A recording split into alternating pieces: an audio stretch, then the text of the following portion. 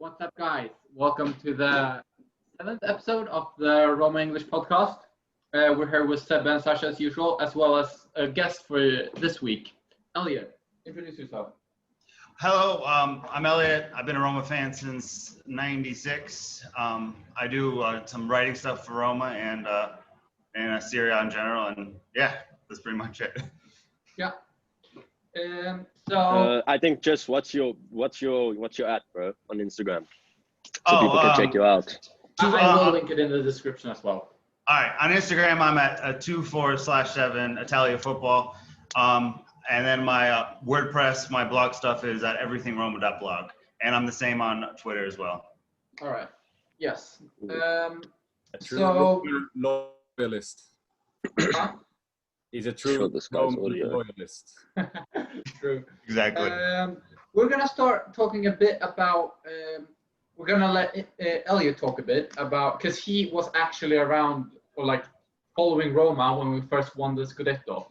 So we wanted to hear like what it was like and a bit about like what happened after the like the With the team. downfall of Roma, I guess we could call it, but not quite. You know what I mean? Yeah. Also, he has a podcast where I know he has talked about this in previous episodes. So go check So that out. it's on Anchor Podcast, Can of Snakes of the Olympico. It's me, an Arsenal fan, and an Inter fan, and it's just a more general football stuff. But I do talk about Rome. We do talk about Rome stuff on there too, so I think it'd be good to check out. Yeah, exactly. We just want to hear a bit about the Scudetto and like the couple of years after that, because we didn't experience that. What do you want to know specifically? I don't know, like what was it like seeing your team win a title? All right. Well, so this basically, I'm just gonna do a little background here. The reason I became a Roma fan is because my dad brought me a cup or some Roma stuff from. He went to Italy or whatever, and then he brought me back some stuff. And I was into football, but I didn't know any players. I didn't know anybody. I didn't know what the different teams were. So that was the first team I knew. So that's a big reason why I ended up with Roma. Sort of a blessing and a curse, because when we first won, I thought it was going to be a lot more of that, and it's really just been that, except a couple cups. So I followed the next season and maybe the season before that, so I kind of knew what was going on maybe 1 or 2 years before that. And obviously Lazio won the league the year before. My hatred for them hadn't grown to where it is now, but it was just annoying. And I thought that Roma had a good enough team to win, but I didn't know anything. So that was just maybe my young mind sort of wrapping around it. But once so I thought that we had a good chance to win it in 2001, just because we had signed Bastuta from Fiorentina. And at the time, I just looked up his stats and stuff, and he had a gazillion goals and had done great for at least the few years that I knew about him. And we already had, Cafu and Totti and Montella and other really crucial parts of the team. And it seemed like, because the year before, it seemed like we were just missing something. And I'm only 8 at the time, so I'm not thinking about this in a deep way, but it just seemed like there was just something that the team didn't have that we needed to win, because Juventus was strong, and I think there were a few other teams that seemed to really be a team that could potentially win the title. And then so when we signed Bastuta for the money we did, and it doesn't sound as much now, but it seemed like a lot. And his whole sentiment going into that season was that he came to Rome because he felt that we gave them the best chance to win a title, which now sounds insane because nobody comes to Roma with that mentality today. But it was just different times. And so the season was great. I thought I pretty early I could tell that we were going to be in the race, but the entire season, just because I didn't want to jinx it, it felt like we were going. I felt like Juventus had a lot of momentum, at least at different points in the season, and we go through this great stretch, and it just seems. I think if I'm not mistaken, we had an 8 or 9 point lead at one point. Yeah. I think about midway through the season, and Totti was I mean, not crazy. He was fantastic. I think he had like almost 20 goals that season, or he had a good amount of goals, not 20, but something like that. Yeah. So he had a double-digit goals. Bastuta was our best player that season for me. I thought he was fantastic, and just getting to see him play.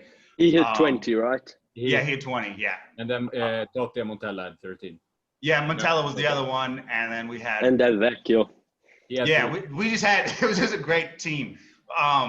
Just those were the players that like resonated with me at the time, just because I didn't know the whole team yet. I was just learning. I was going along, but a lot of it was just we had this huge team, and it seemed like we had all the momentum sort of going into it, and then we basically hit this place where we had 8-9 point lead at the top, and I thought we were just going to basically walk through the rest.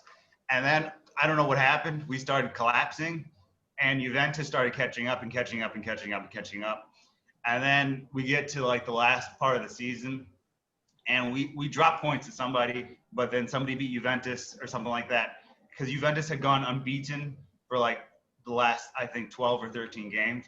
So it just seemed at the time that we were fighting a losing battle, and I knew we had to play Parma the last game of the season, which scared me because they had a good team. They had Buffon at the time, and then I think Thurman was on that team, and there was just a lot of good players there, and I think Juventus had to play Perugia, and they weren't as good. So I was just, because I knew it seemed like going through the last, I don't know, 5-6 games of the season, that it was going to come down to the last possible game of the season. And basically we were going to be in a position where we needed to win, or else maybe we wouldn't win. So then, so the day of the Scudetto title, I was at my house, and I was basically just flipping through between Juventus's game and Roma game. I was just so paranoid because Parma was good and stuff, and we were winning. I think we scored early in that game. It was I don't know if it was my favorite goal, but the goal that Totti scored where he puts his like shirt over his head and starts running. And then the Olimpico was just jam-packed. There's like thousands of people in there, which is totally different to the way it is now. And it seemed like the whole city was preparing to melt. And so he scores that goal, but then Juventus have a 2-0 lead against Perugia, and I'm just basically praying, just hold this going on. And it ended up being a great game. I think we ended up taking a 2-goal lead, and they ended up getting one back, and we ended up winning 3-1. The big three scored, right? Yeah, it was Totti, Bastuta, and I think Montella scored too. Yeah. I don't remember the Montella goal as much, but I remember the first 2 goals that we scored against Parma, and then I'm just, then it's sort of, I knew we were gonna win it, and it was just like waiting, sort of the time going down. And then it was just a moment of true happiness. Like I tell people all the time, that's the happiest I've ever been in my whole life for that, 8 minutes. And I basically go outside, and I'm like, I just take my shirt off and pants off, and I'm just running around like a fucking crazy person. And then, we had this like triangle area at my house, and I was just basically running around this repeatedly, just screaming and yelling about, we're the champions. And then I was starting to cry about it just because all this had happened. And we had a great manager, and we had all this in, and I started thinking, this is going to be great. We're going to win next year for sure. Maybe the year after, and probably 3 of the next 5. So I really genuinely thought that we were going to start a dynasty.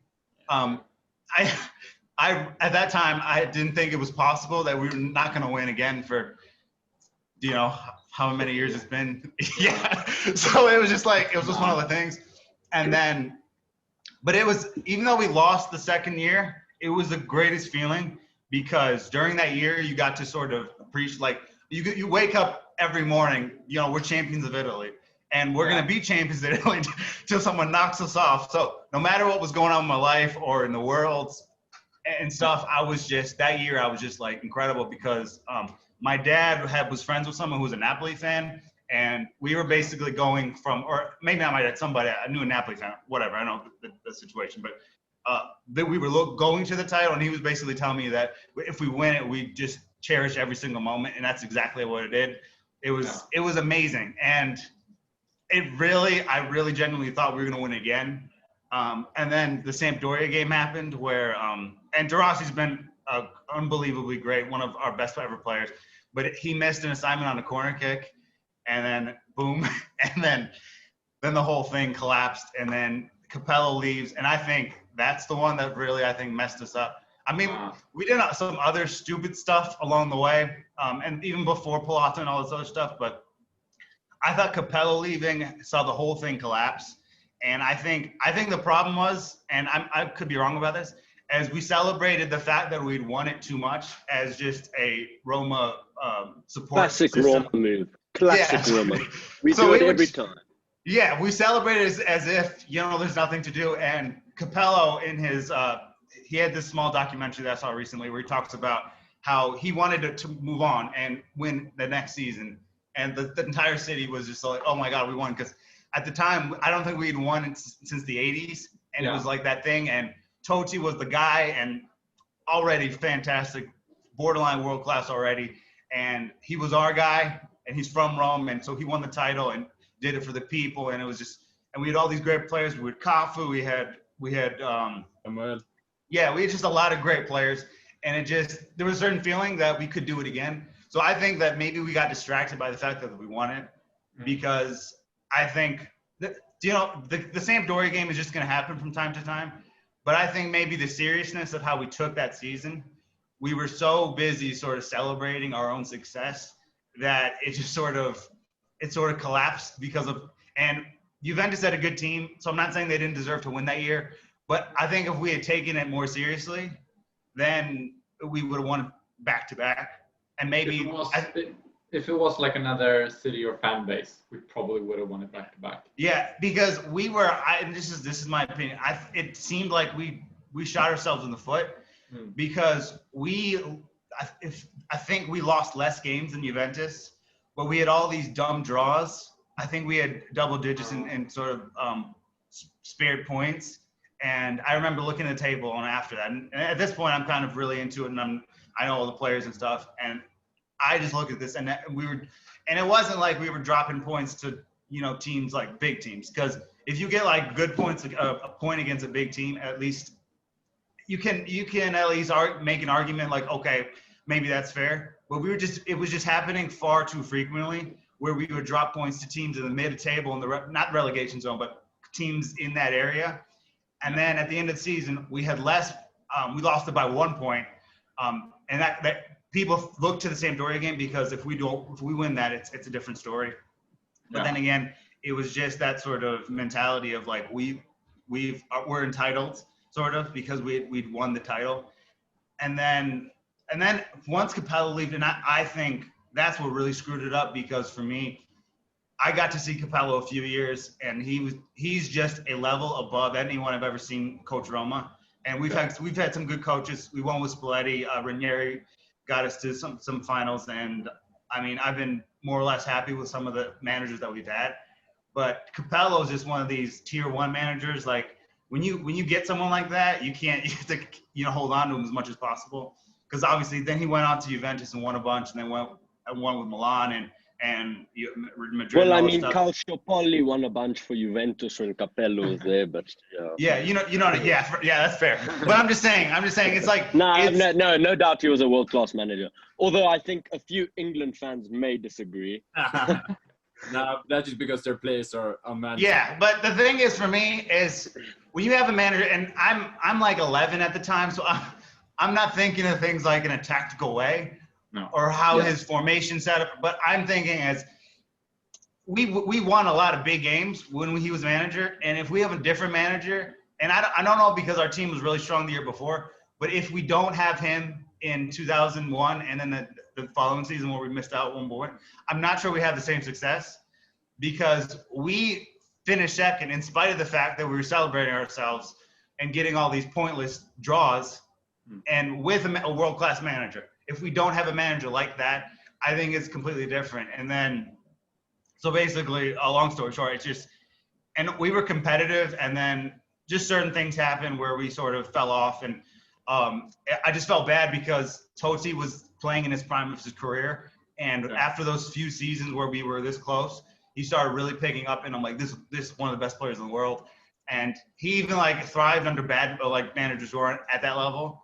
And my whole thing with Toti's career is if he had Capello for like, because he had him for a few years, if we had him for like 5 to 7 years, I'm certain that we could have won something more. And it just like it went from there to then it's this whole transitional period where Roma tried to trick us when we won those 2 Coppa Italias against Inter, where I thought maybe we got something, maybe we can win it again. And then we go through some really bad years. I mean, go ahead. Isata has been like, it's point that he's made a lot that Spalletti is very good at making teams the best of the rest. Like, right. I mean, I don't like Spalletti for some of the stuff he said against Roma, but as a manager, just purely as a manager, I think he did a really good job considering the circumstances.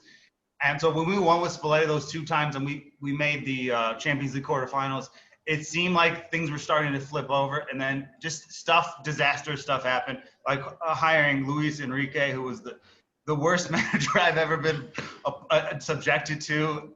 Because I remember he took off Totti in a Europa League qualifying game and brought on someone who I don't even remember their name. So, and it was against like a Slovenian team that at the time I'd never heard of. So he was awful. And then we won with Spalletti, and then we sort of go this transitional period where we're getting second every single season.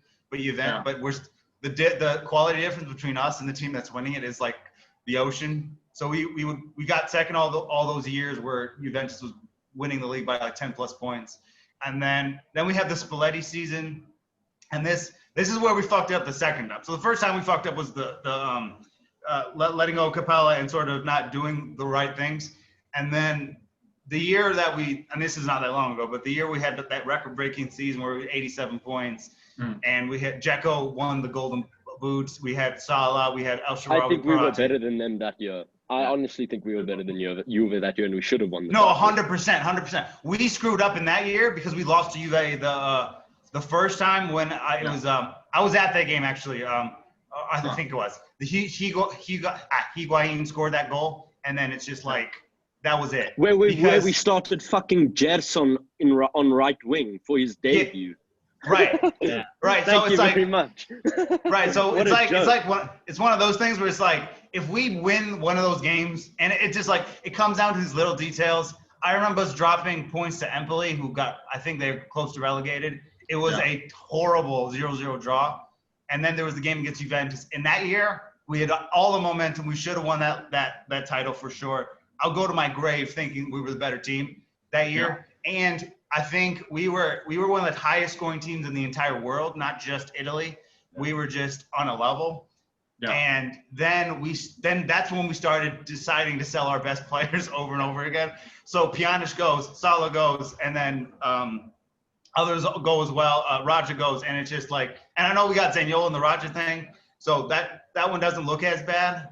But it just felt like from that point going forward, the whole thing collapsed because the year Dzeko was scoring like crazy, and I think that was Toti's last season. That was the year we should have won it. And 9 out of 10 if other teams with a better mentality probably would have won that year. But it was just because I don't know, it just came down to stupid things.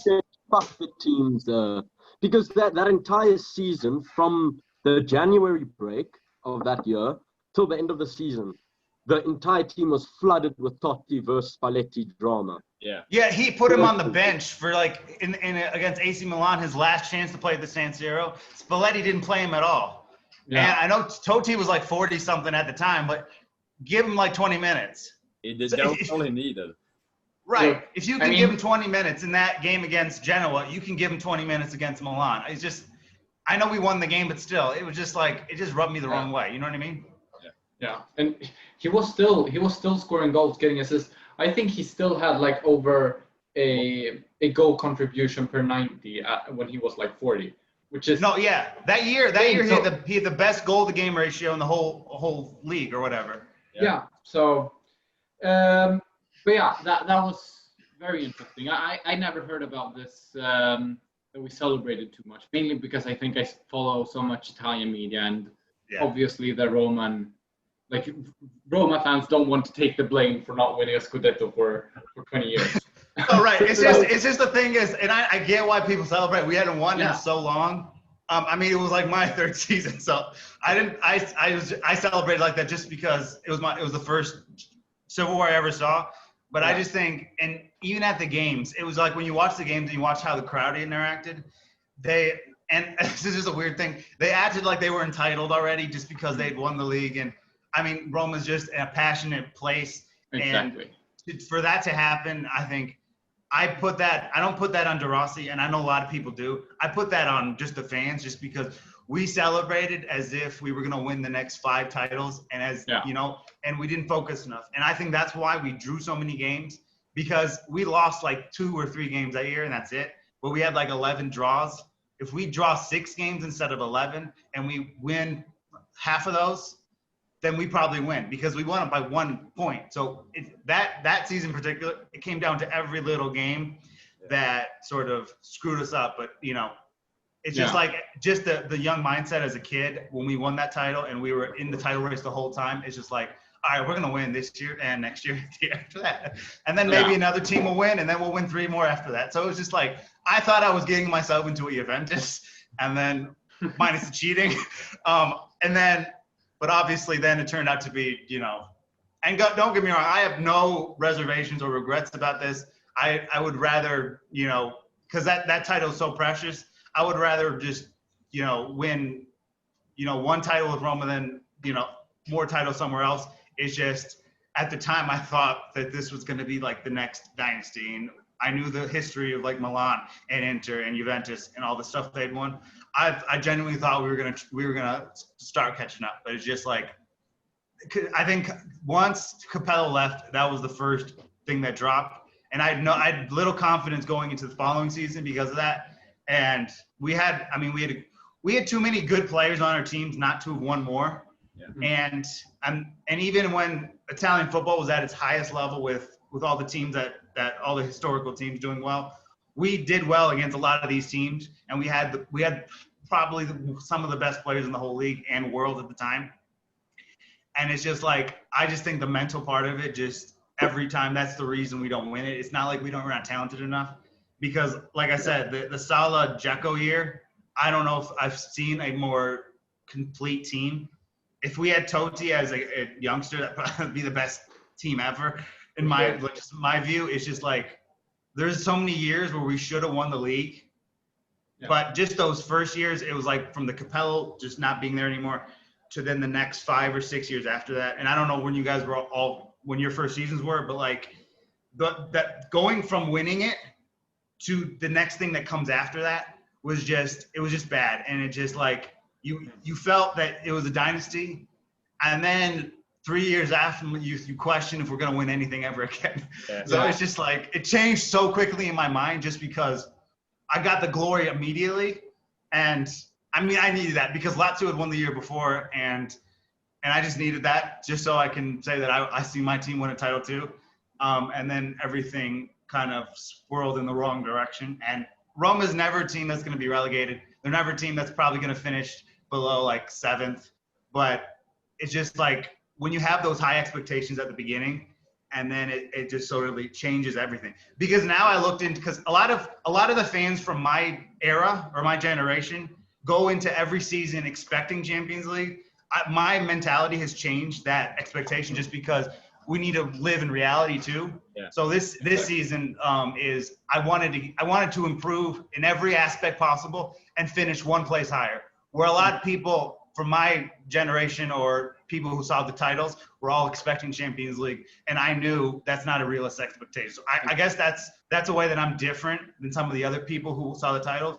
Is my expectation changed when the club started going through all these weird adjustments, and it was going in the wrong direction rather than trending up. We were going the wrong way, and we're still doing well, but just not enough to sort of win. Yeah, but to be fair, I think you said that you wanted to finish 1 place higher and improve in every area, and I think we did. Yeah, I agree. Yeah. I thought this year's season was, I mean, it could have been better. I'm very pleased with this season. Yeah, the only thing I would say is the inconsistency a little bit because we had some losing streaks in unfortunate places. Yeah. And because we lost like 3 in a row, and there was right before the break, it were just bad games too. The Sassuolo game, We got crushed. The Bologna one was bad, but to me the Sassuolo one was our Boga and Caputo made us look like junior high soccer players. So like, but again, like my expectation was 5th and let's improve, and I think we did that. So like, I think, but people of the older generation who are older than me probably don't view it that way because they saw the title, and I just think it infiltrated the way they'll look at whatever. But anyway, Probably. that's what I would say about that sort of time period. And I just gotta ask one question. That besides the Parma game, do you have any specific moment from the Scudetto season that you remember most fondly? I think the Derby. We won the Derby, and I think I don't remember. Like my memory's a little joggy in the year before that, but losing. I think we lost one of the, and I'd never lost the Derby before because we'd won one and then we had lost one. I think it was the second to last meeting. I could be wrong with that. But the Derby, there was a game against Inter where I don't know. It was just Totti always seemed to not like Inter. So in my mind, I'm like, fuck them. So winning those games, for me, it's just the big games. The Parma one's obviously important and stuff like that. But there are so many memories and games where it's just like I almost feel bad for fans who didn't get to see that season because Bastuta it's just like when people put other strikers from this era in the same sentence, it makes me want to throw up in my mouth because of how good this guy was. For me, the most memorable thing was just Totti was fantastic. Obviously, everyone knows how great he was, but it was like the aftermath of signing him and him just being so incredible because he took over games where we probably shouldn't have won. We had some shitty performances where literally he had those moments and it just like changed everything. But I mean, the Parma game, I can read it in my mind of like the minutes in which people scored and stuff like that. And I remember the goal so precisely. But there were many moments throughout that season. My thing was just, it was a collective, that's just what I remember the whole season, but just I think of the big games and games where we had gone down and it looked like we were losing. And, you know, we would have these moments where star players that just came out of here and just, and then I think the way it ended too, the last, I think 5-6 games of the season where we had the lead and then it disappeared and Juventus was top of the league. And then we dug deep inside ourselves to come through in those final 6 or 7 games to sort of recapture that. And I think, Montella is maybe not the greatest player ever, but like he was really important down the stretch. And Totti and Batistuta we know how great they're going to be just because of how good they were the whole season. But Montella really came through in, I think, some really big moments sort of that way. So, and then obviously he's more known for what he is as a manager, but I remember him as a player, at least the back half of his career there, where he just came through in big moments. And I feel like he's a really underrated player as far as Roma legends. And I'm not saying that he's on the level with any of the top guys, but like, I just really thought when we needed another player to really come through, when maybe Totti wasn't at his best or Bastuta was on a yellow card or something, he would just come through and win those games. And but there's so many countless moments. I could spend the next hour just talking about every game that I saw. But so basically, Montella is actually better than Drogba. Yes. Yes. Everyone knows I've been saying this about Jacob, but now we know it's Montella too. Did Drogba ever score 4 goals in a derby? Drop the mic. No, Montella's so good. The problem is with Montella is people see him as a manager now that they don't remember how good he was as a player. Yeah. He had over 100 goals for Roma, and he didn't have like a 40-goal season or anything like that, but I'd take Montella over Drogba every time without even thinking about it. Yes. So okay, maybe we do have our clickbait title. Yeah. Drogba wouldn't even start for Roma. Yes. No, but go on, Sasha. There's just one thing I want to say about that downfall, because in my opinion, like as great as Batistuta was, obviously he's probably the best number 9 Roma's ever had. Yeah. But the reality of that situation is actually tragic. Because what happened was Franco Sensi, the owner of Roma at that time, bankrupted himself to bring Batistuta to Rome. And because he did that, he did it for one Scudetto. They won that Scudetto. After that, I think, Roma had to sell Samuel to Real Madrid. They ended up selling Cafu to Milan. They ended up selling Cassano thereafter to Real Madrid. The whole team, every Kivu had to go to Inter. Every single time we got a good player, we would have to sell them straight away to pay our debts. So by the time Capello left, and I think Spalletti came in around 2005, Spalletti, I actually think was a miracle worker in that time. Yeah. Oh, absolutely. Because he took Totti by himself, and by himself came second in Serie A with Totti. I mean, respect to Pizarro, respect to Perotta, but I mean, let's be realistic about it. Yeah. Without Totti, they wouldn't have been as great in that system. He created it. I think Pizarro and Perotta were like one of the most underrated, underappreciated midfield duos of the Serie A 2000. Yeah, probably. But like, I still wouldn't say they're like that team without Totti is like a top 4 team. It's not a Scudetto challenging team. No. Maybe not even top 4.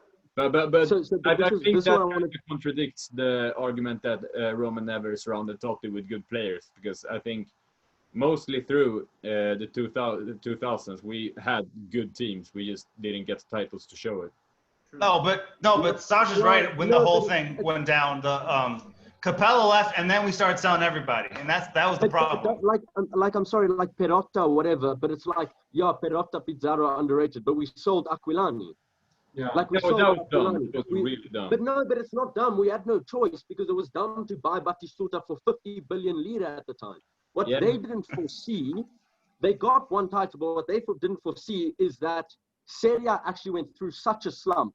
If they had invested smartly, they would have come out of the 2000s with 5 Scudetti instead of 1, instead of blowing it all at the start. But unfortunately, you can't see that coming, But that's why it's tragic. No, exactly. Right, And but I go ahead. I think that like the Roma mentality, I think many people don't mind Sensi doing this. I don't think many people mind him sacrificing. But 5 is better than 1 anyway, I mean, I don't have a problem. But, no, I know. That's... The thing is, no matter, I mean, selling all those players because that still doesn't matter. I still love Franco Sensi for everything he did. Yeah. No doubt. It was just, Plus, it's just so Roma, Yeah, no, exactly. No, I get that, but they had to do that to win the title. I saw that season. I'm not sure they win it without him, because if those 20 goals are that's my point. So those goals are subtracted. There's someone else has to step up. And I love Montella and Totti, but they needed someone else to kind of take the reins of the goal scoring responsibility. So it's tragic, like you said, but I thought at the time it was necessary because we weren't going to win the next year without it. For the title, For sure. My dad also saw that Scudetto, and what him and his brothers said about it at the time, the Batistuta acquisition. I think Sensi had told the media or whatever that they were going to sell Del Vecchio and Montella and then bring in Batistuta to partner with Totti, because that way, they could afford it. It wouldn't stuff up the club. And Capello actually turned around to Sensi and said, if you want to win a Scudetto, I need 4 top strikers for this team. And because of that, he brought in Batistuta and didn't sell any of the others. Yeah. And that led to the Scudetto. That's the story I was told, which is, I mean, you have to credit Capello for that. And that's something that I hope Fonseca can do now without the sporting director. Maybe he can actually take charge of that situation, But the thing that actually surprised me is that it's pretty weird that Del Vecchio only had 3 goals in that season, because he was such a hard worker. That's why he was like a pressing striker. But the goals and assists are great, but it's not necessarily reflective of how good someone is. This is the thing that irritates me when someone looks up the amount of goals someone scores and says, oh, that guy was the best player on that team or this league. Yeah. So I think he was so important, and who cares that he only had X amount of goals? He was his quality. He led to goals too because of the way he was playing for other people, even if it's not like through assists. You need a guy like that if you have a classic trequartista like Totti, who's not going to do anything defensively, and he's gonna walk off. I mean, when you're not in possession, and then play when he gets the ball. You need a guy like Del Vecchio who's going to run for 2 men up front. So that Totti has all the space he needs to do his thing. It's actually an underrated. It's actually like almost what people don't realize about Pedro in that team with Messi. Yeah. Like Exactly. they didn't need a world-class player. They just needed to generate space for the best player ever. Yeah, and but, it got them results. Exactly. Eliot, didn't Del Vecchio start over Montella like the first half of the season? Despite him. Yeah, Del Vecchio started a lot of games, I think. No, he did. He did. Montella came off the bench a bunch, and I just remember Montella from that season was the last quarter of the season. I mean, Totti and Bastuta were the best players, but they relied on him in those critical situations. So he was starting late in the season more than he was at the beginning, but they kind of rotated back and forth. But at the peak of that season, in terms of what they did, it was with Montella, Totti, and Bastuta. But with those two kind of just switched out, one or the other. And if one didn't start, the other one will come in off the bench and do big stuff. So it was just like it just happened in circumstances. And the reason Montella started so much late is because for the last 8 games, he was the best player in the team. So that's why I think that happened. But it was throughout the whole season, it was pretty even between those two in terms of getting game time. All right. Mkhitaryan is the new Montella. He steps up when he needed him most. Yeah, that's true. Yeah, that's true. I think we have another clickbait title. It's hard to choose now. Either we're winning the Scudetto thanks to Mkhitaryan or Drogba wouldn't start for. How about guys? Do you think it's unrealistic that mark my word. Mkhitaryan gets a double-double next season? Honestly. Yeah. Do you think it's unrealistic that Mkhitaryan gets a double-double next season? No, I think he will.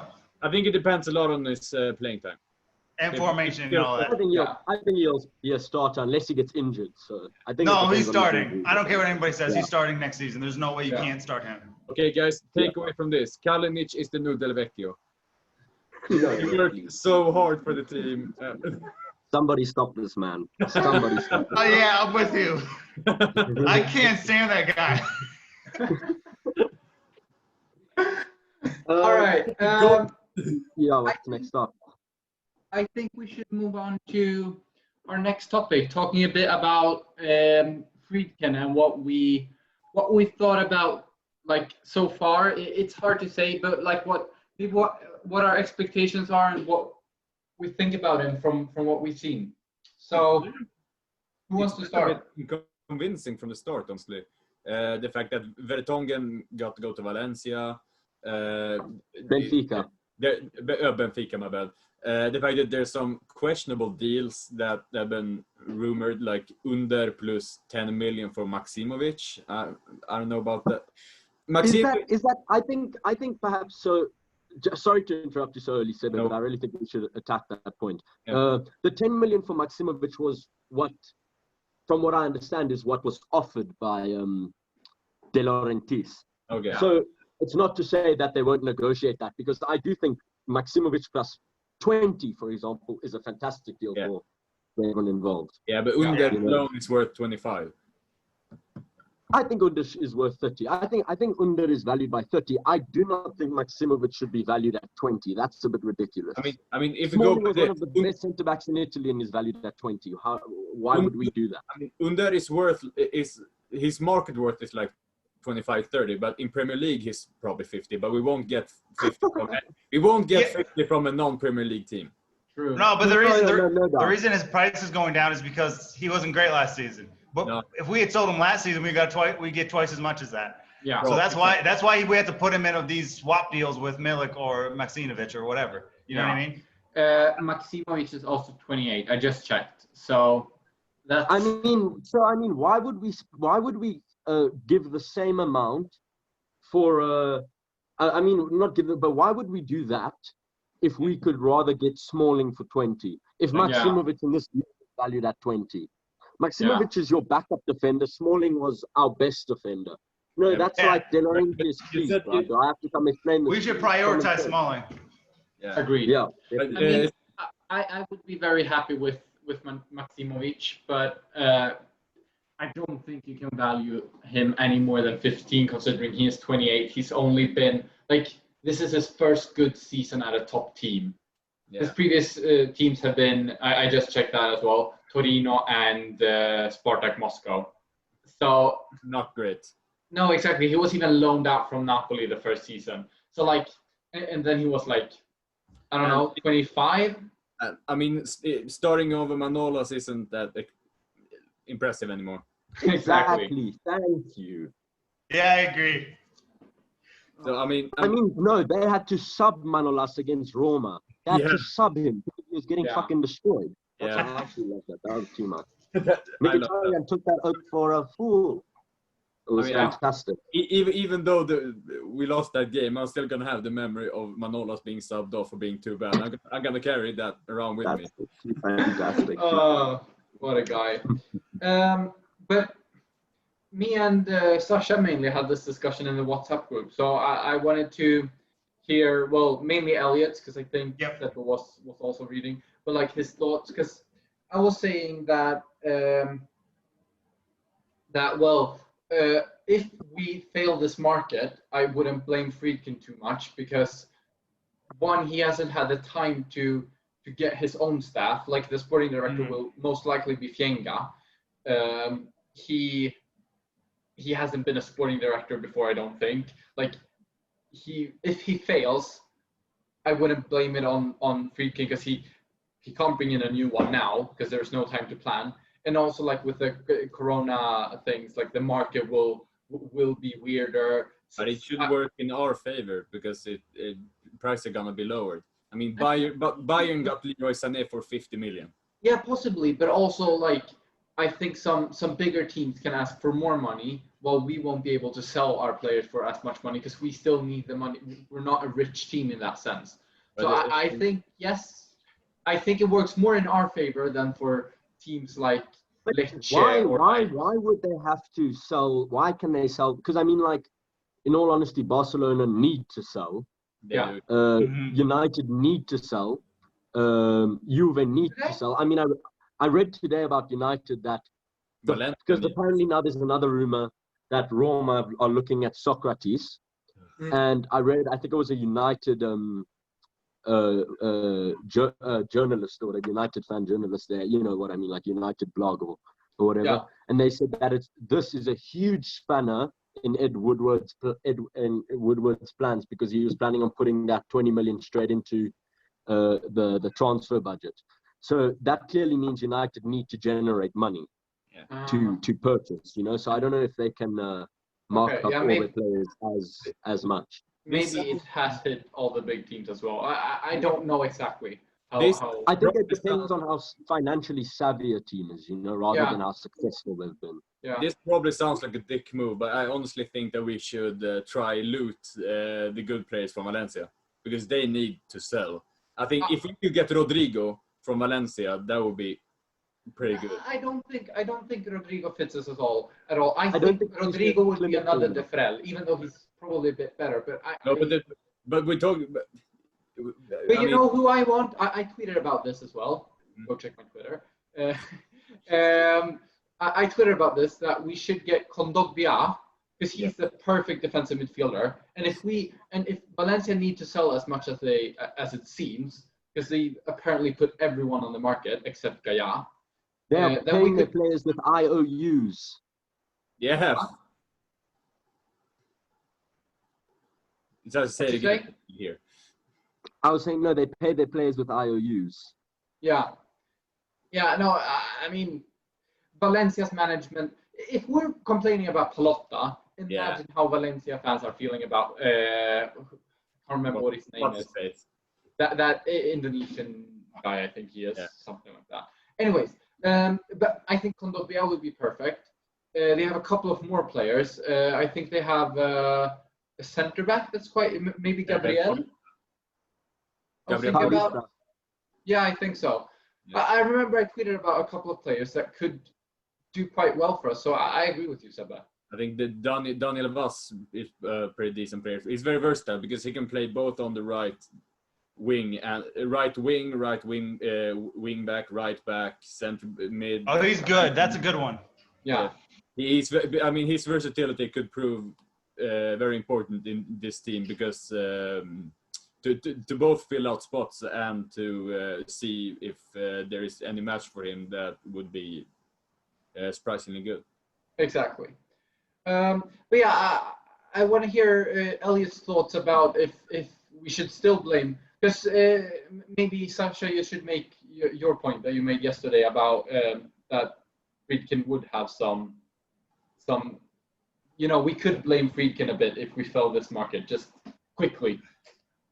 So I think that, yes, it seems like there's not much time, but frankly, unless they are absolute idiots, you do not wake up one day and decide, oh, I'm going to buy a football club, and then wait 9 months, invest 9 months of your time into getting it done. I'm pretty sure they've been planning this for a while in some degree.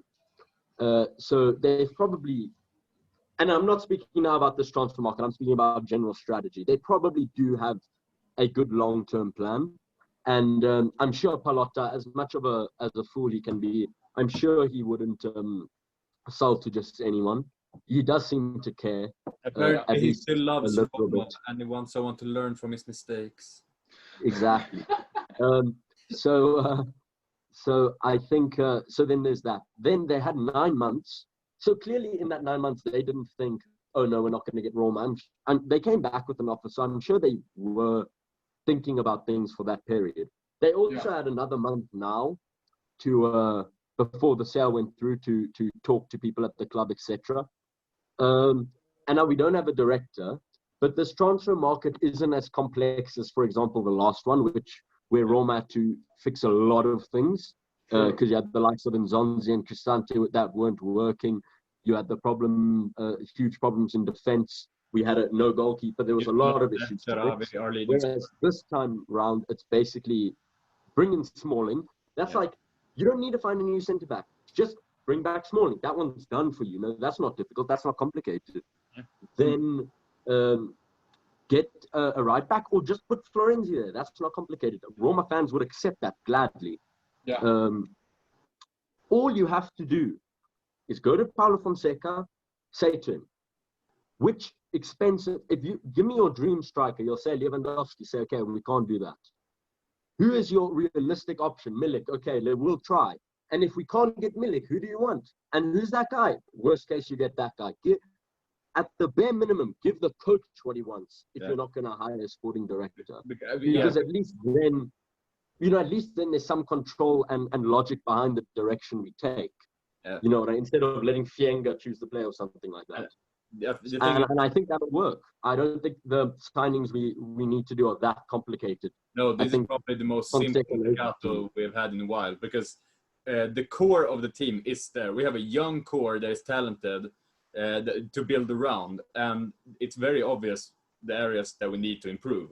And I think even the most stupid of fools can see that because it's even been out there that they said that they have 4 targets. It's centre back, goalkeeper, right back, and striker. Like it isn't harder than that. And say that we have 90 to 100 million to spend. You could go. You don't have to look for those trademark Petraki underground signing from the Portuguese 7th division. You could just take big names or semi-big names that are already established because that's what's needed. Yeah, no. I kind of agree, but I still think that if Fienga fucks up and can't negotiate or gets Maksimovic and pays 30 million for him, then obviously everything else is gonna go to shit. Yeah. Because we won't have the budget will be fucked. Or maybe he ignores Fonseca and brings in this super wonder kid from Brazil for 20 million who scores 1 goal in the next 15 seasons.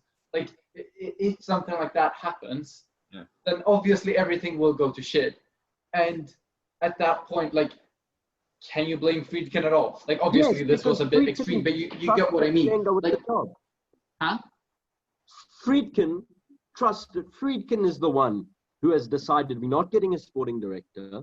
No, but Friedkin is the one who's decided Fienga will do it. So if Fienga fucks it, surely I can blame Friedkin. No, I think that's completely the correct decision. Because if you get in a new sporting director now, then he's going to have half a month to discuss with the manager to look at a team and to plan the budget and decide who we're gonna get, like who we're gonna buy until the transfer market starts. I don't think that's enough, because then he's gonna be stressed and it's gonna be tough. So even if we get in a new sporting director, then if we fuck up the market, maybe I would blame Friedkin a little bit. But I think this is such a tough position. I think this was the wrong time to sell or like to buy. I think it should have been done after the transfer market, but whatever. But yeah, I want to hear Eliot's thoughts a bit on this.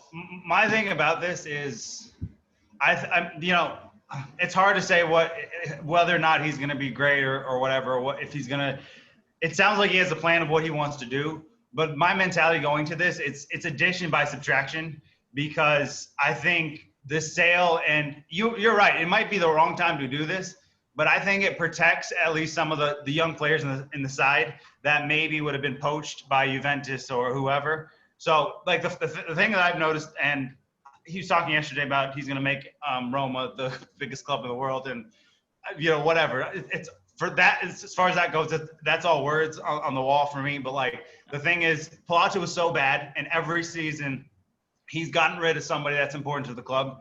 And if we just took of all the players he's gotten rid of for no reason and put it together, we would have went. A team like that could do what they do. But like for me, at least with this hire, you can start to build the team now that you have solidified that.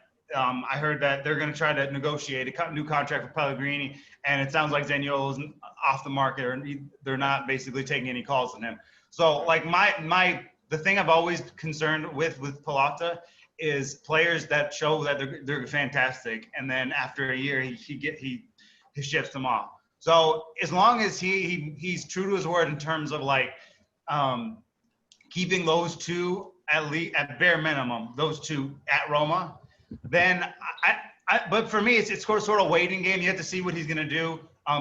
The positions he's targeted, I like. Some of the transfers that he's talking about, I really like Milik, because I think that long term we're going to need something to replace Dzeko when he gets too old, and maybe we bring Milik in plus Under plus I don't know how much you put on that deal, but that's the deal that I'm sort of focusing on, just because I think if Dzeko would take a I guess backseat role, and we could have Milik as our starter, and then Dzeko as a guy who you bring in as a backup striker, and then obviously I think once this went through, we have more money and resources now, so we could get the Smalling deal done. But also, even with the Smalling deal done, I want someone with experience that can also at that position to help solidify the team. And I don't know, it's really hard to say whether or not this is going to be great or it's going to be horrible. I don't like that he's an American, just after what we went through with Pallotta, but I think at least he's showing he has some sort of a plan of what he wants to do with this team, and he seems to be committed to actually doing stuff rather than Pallotta up in his suite in Boston selling players from his hotel room. So It's just so for me, I think even if he's not amazing out of the gate, I think you have to give him a little time, just because I think the fact that Pallotta's not here anymore is, like I said, it's addition by subtraction, just because of all the other things that we need. But he seems to be targeting the positions that we need. He seems to be linking with or trying to get players that are important. And as long as he keeps Fonseca and does all those things, and I know it's going to be difficult to fix all our problems, but if we can just get a little bit better, because I felt like at times this season we were I never thought we were going to make the Champions League, but we were within distance of Atalanta, and I think we were up until the point where we lost those 3 games in a row after the restart. So before that, we were like 3 points of drift from Atalanta, and we were in the race. We were 5th like most of the season, but I think straight after the break we were third. We were actually 4th, just behind Lazio. Yeah. We were like Atalanta was 6 points behind us. Yeah, right. No, that's the thing, and we lost it all. Right. They caught up because they beat us, and then they beat Lazio and so on and so forth. Well, my main point here is, like, I don't think it was realistic for us to expect Champions League this last season, but I wanted to be in the race. So it wasn't like we weren't in the Champions League race after like 8 games. We were in it the whole season up until I think the restart and maybe a few weeks before that. So the fact that we're already just right behind them to get into the Champions League, because I think step one, let's get back in the Champions League. Then after that, we can talk about maybe, okay, let's try to get inside the race, and then let's try to win it. Because so I think that Champions League money is going to prove huge if we get there. Yes, I think that's the big deal here, because we have to look at this in a realistic way and in steps. So let's get into the Champions League first. If we end up doing incredible or something and we buy against all odds, we end up getting in there and healthily in there, then that's one thing. But like, I think we should get the Champions League in. So with this new thing, the new money, we get, and if he gets at least 1 or 2 players that can make us a little bit better, and next season, Zaniolo, and this might be, I think Zaniolo is going to take a massive step. I talked about this on my, actually on Marcus's Instagram when I was arguing with the Inter fan. Yeah. But this is the thing. So Havertz from Bayer Leverkusen, from year 3 to 4, he went from 4 goals to 20. And I'm not saying Zaniolo is going to go from 6 to 35 or anything like that, but that example shows that he can make that sort of jump. And if he can make that jump and next season he gets like 15 goals and like 10 assists or something, that's another step from that. So he's going to get better. Pellegrini's going to get, I think Pellegrini's passing is just insane. So if he can perform better in the big games and he can improve, and then I really like Carlos Perez. I think he misses too many chances, but once he gets in, because he's only been here for like a cup of coffee so far. So once he comes in here and learns the culture and figures out where his best position is, how he fits, he's going to get better too. And hopefully Cristante will be gone.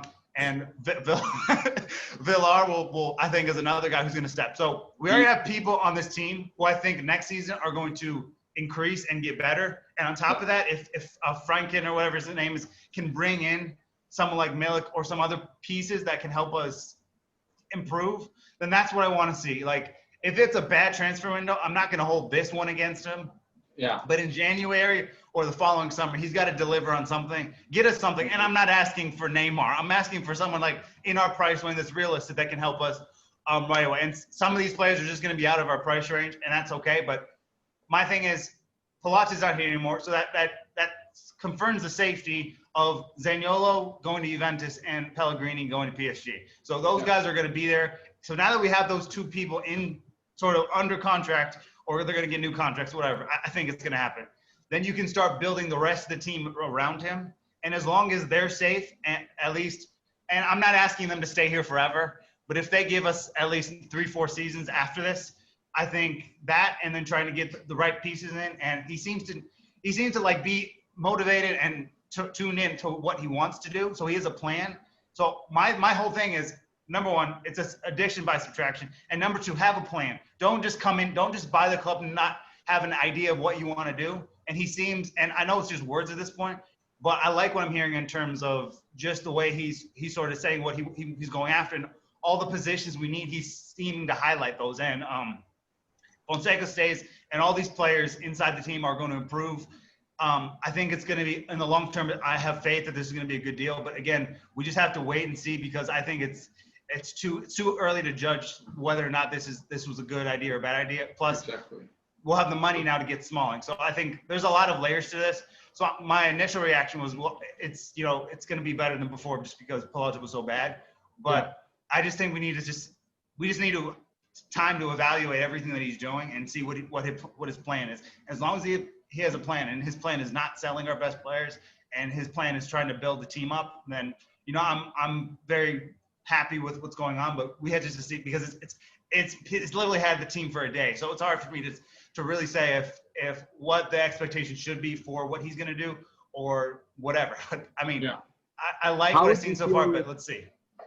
How would you feel if we didn't have a strike, a Dzeko plan by the end of this transfer market? But seriously, still Dzeko and that's it, and whatever, Kalinic or something. I would say that I think we need 20-25 goals a game striker to actually Yeah. go somewhere because we Goals have a game. no goals game. I'm thinking about. We'll win the league. Crazy. I'm thinking basketball stats here, but 25 goals season score. We need. I agree. We don't need a Milik type player. We need a Zapata, Werner type scorer. You know, we should have gotten Icardi last season. Actually, yeah. Fuck's sake. No, I hate him. But But like, he gets goals because he's again, the ultimate player for Fonseca, I think. we would have won. Fonseca doesn't want a striker like Jaco who gets involved too much in play. He wants the other players to create for the striker. Because I mean, we would have won more big games and more small games because we always bring this up. We have so many created and missed chances. So Yeah. I mean, if we have Zapata, he would have had 33 goals this season. I've no doubt in my mind. Yeah, for sure. No, but my thing is like, to answer your question, Sasha, I would feel less confident about the situation without a striker because we can't. I love Dzeko. He's been one of my favorite players for a long time, but I even can see sort of the cracks in his game because he's had so many chances this season. He probably should have scored 25 plus goals just based on the chances he's messed up or missed or selfishly just made the wrong decision. So I'm okay with Dzeko still being there, but I'm not sure I want him as a starter anymore. And the reason I say Milik, and he might not be the prototypical striker that we need necessarily, but I know in a team like ours with Zaniolo and Pellegrini giving him the ball, he'll get us 20 goals because we can't. And I know Dzeko technically had 19 in all comps this year, but I just think I feel less confident in the plan with it. We need a striker. End of story. Yeah. Go ahead. Because I don't think signing a above average striker is gonna do anything. Yeah, that's fair. Unless he's 21. If he's above average and he's 21, fine. Yeah. Because then he will become great. I would But it's like Vlahovic. Even now, in 5 years, he has to be great in one of the two, you know? because because this is gonna be probably the striker that we are. If we buy a striker, it's probably gonna be the one that we're stuck with for 4 or 5 years. And Exactly. Yeah. you got to make that count because having 4 or 5 years with a new rebuild and everything, you need to have consistent and secure goal scoring, which you won't get for a average striker or a non upcoming superstar 21-year-old. Yeah. Because We need someone who can score 20 goals. exactly. I mean, Zapata would be the dream, but that's not going to happen. But we need a player of his caliber, really. Yeah. Belotti is agree. honestly the dream. Belotti would be perfect. He would. Isn't he out of our price range though? No, That's I my- think. How I much think could he possibly cost? They want Schick. Torino were interested in Schick, who is valued at 25. You're telling Give him me we Schick can't and do 10 something million. for Belotti? no, Chicken 20. I think we're gonna have to give because he's the captain and has been there. I would do that in a heartbeat. That's I would like a too. sorted for the next I'll 5 tell you. years. Yeah, I'm good with that. I think at least a few years ago he had a little too much inconsistency, but like over the last couple of years, I think he's exactly what Roma need. It's just like in my mind, I always thought that he was like out of our price range.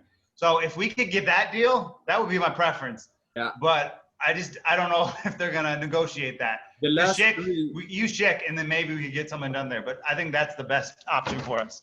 I mean, At least at that Just position. like if they were to get Schick, it would be to play 2-man up front, Schick, Belotti. That's the one thing that I'm like, Because I don't know, what are they going to just... but I don't know. I think Schick and Zaza, and then you get another 20 million to spend. That's excellent for Torino. Yeah, And No, I can see Schick Belotti and wanting Zaza to do. could score enough goals for them for not being a relegation situation. Yeah. So I think And that's not bad. Does Belotti is entering his prime. Surely he doesn't want it to be at Torino. Come on, like with Exactly. all And no one is helping him at Torino. Like he has to do everything himself. I mean, it's been 3 seasons that I've been legit walking around like at least once a week thinking, why don't we have Belotti? Why haven't we signed Belotti? Yeah. Like seriously. Plus other teams that are interested in him already are kind of, or in Italy at least, kind of are set at that position anyways. So it's not like we'd be in a bidding war against like an Inter because they're set, because they have Martinez and Lukaku. Napoli's have so many attacking options. So it's like a few years ago, we would have had to engage in like a bidding war for him. And now I think since we can put Schick in the deal, we can get another 20 million on top of that, and we could get the deal done without other people trying to come in and get him. So it'd be like a one-way negotiation. We just have to give them the money and what they want. It makes so much sense in every aspect. Like it's almost too perfect to happen. That's the thing. Tailors for our system. Like it makes sense for us. It makes sense for Belotti because it's the perfect bigger Italian club to take him, and it makes sense for Torino because they can reinvest in the rest of their absolute garbage squad. Yeah, except Singo. Yeah, young Singo, bring him. I mean, as a striker, how can you turn down having Pellegrini, Zaniolo, and Spinazzola behind you feeding you the ball? Mkhitaryan. I do that. Oh, yeah. But I see Mkhitaryan more of a finisher than the player. Yeah, well, he is quite a good. He can create though. He can create though. I know his mentality is to finish, but like I've seen him create some stuff. I just checked the Torino squad, and they have both Zaza and Miligo, and they play like most of the time they play one striker formation. They play sometimes two striker to let Zaza play, but if they're getting Schick, surely that means they're offloading Belotti. Yeah. Or am I crazy? I just don't understand why the hell you would buy Schick for a one striker formation. Like that is clearly not. I know, like it's stupid, but I don't care. I just hope that that's the case. Like, I mean, it's not like Torino gonna look for someone to get a 20 million offer for Sasa. Right. No. Plus, Schick could do well there. He's just not good enough for us. No, but he's a good player. I don't know. Could Schick fit in a like 6-3-1 system? Because that's what the team is playing. But I just feel like a team of that size that doesn't have the pressure of like a Roma or someone like that, or other teams on our sort of wavelength, it would be perfect for Schick because before we bought him, he was great the year before, and then something happened. And then this year, he's been better than he was with us. So it's just like, my thing is like, from Torino's perspective, Schick can do a job for them, even if it's I mean, I think he works better with the two strikers rather than a one. But still, they have Zaza there. So if that doesn't work, they can switch their formation with those two. And with the problem with us is we have other great attacking players in like the midfield that we can't switch our entire thing just to help Schick be better with Roma. So it's a good sized team for Schick, and they can have another striker who won't do what Belotti did, but as sort of a community with him and Zaza, they can score enough goals for them not to feel like they're going to be threatened by the bottom of the table. And we can get the striker that we've needed for the last 5 years. You know what I mean? Yeah. Would Schick be okay with going from a Champions League semi-final at least to Torino? That's the thing. But at the same time, I think we might be able to. You're going to not go to Torino. You're going to shut up and play for Roma. Yeah. Because, you know. Yeah. Right, but if RB Leipzig doesn't buy him, I think he might be okay with that. Maybe. Going to like a Torino. I don't know, because if he's gone, like if he scored like what 10, 11 goals in the league this season, he's gone to a semi-final. He's been not quite a starter, but like he's been a starter, but not like the first starter. You know, like he's still been one of the first strikers on the team sheet. So for a Champions League semi-finalist, I wouldn't want to make that step down, which is probably maybe a good thing for us, because maybe that means that he's going to a team that has more money that we can spend on, and then we can just buy Belotti outright. We could just get him straight up. If Schick scores in Champions League semi-final or something, even if they lose, his is going to go up and up and up.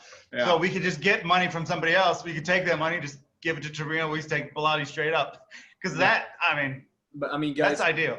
Let's be realistic. Now is Schick's time. I think now is make or break for Schick, because Vanier, if they buy him, he's gonna be their starting striker. He's gonna be the one that they rely on to get goals. For sure. Right. And will he? And there comes the test of his mentality. Will he walk away from that knowing that he could fuck up, or will he embrace it and try to be? Yeah. I just hope they're playing tonight, right? I think so. I hope he starts. I'll play tonight. PSG and RB Leipzig, I think, play today or Yeah. tonight for you. Yeah, in a couple of like An hour and a half, I think. Yeah. something like that. But yeah, I just thought about this a couple of like minutes ago that maybe I should change my initial statement that I said that I wouldn't blame Friedkin. Maybe I would blame Friedkin, but I wouldn't be worried about the future because I think this is a very special transfer window. That's where I'm exactly. You I can wouldn't be no. So then we agree. You can blame him a little bit, but you can't go like from that to like it's all his fault. You know what I mean? Exactly. So you can criticize him. That's what I'm saying. Like if he doesn't get a striker or something, go ahead. He could still be a great owner even though he fucks up this transfer window. That's what I mean. Yeah, that's fine. But should we maybe move on to? We were going to talk a bit about the formation, but I think I don't think anyone disagrees with the 3-5-1-1. I like it because I mean it keeps the defense with 3 in the back and 2 wing backs, which works like very good. Yeah. And the thing it changes is that our offensive midfielders doesn't have to play in a winger role that some of them are kind of unused to. It instead creates exactly. It creates like a midfield triangle, like a midfield diamond with the 4 players with Diawara here, Pellegrini, Veretout, and Zaniolo behind the striker, which creates a lot of passing triangles, which is very useful when it comes to a possession team that we are. And it helps move as a unit as well, and players don't get to play out of position. And I think that Zaniolo could thrive in the second striker role that he would most likely play in. For sure. And even Mkhitaryan could do a good job there if they rotate. Exactly. And we get to play more midfielders, which we have we have Pellegrini, who is more a midfielder than a attacking midfielder winger. There's Veretout, Diawara, and there's also opportunity for Villar to step in sometimes because he has the support of those other 3 ones, and he isn't isolated or depended on in a 3-4-2-1. Exactly. My only issue, or not issue, but like the only thing I'm thinking that this will never happen considering Pedro is now official, because Pedro doesn't have. Like, there's no space for a player like Pedro in this team if we already have Zaniolo, Carlos Perez, and Mkhitaryan. Then he would be fourth. He'll be like a sub, though. I don't think he's starting games. I think he'll come off the bench. Where would he be sub? Like, that's a good point. Right now, he will be our second option as an wide player, like either wide attacking midfielder or winger, depending if we might switch to like a 4-3-3 or 4-2-3-1, because there has been some talks about that. I don't think that's good. I see no logic behind going back to a 4-back line. No, that would be stupid. Yeah. Switching the formation from a back 3, and I wrote about this a few weeks ago, it saved the season. We would have finished like 7th if we had kept the 4-back, because Napoli and AC Milan would have both finished above us. The second we went to a back 3 against Napoli, I think was the first time, we nearly got a point there, and the only reason we lost is because we lost to an unsavable goal. Yeah. And then we won. Then we went unbeaten for the last 8 games until Sevilla. But you know what I mean? So yeah.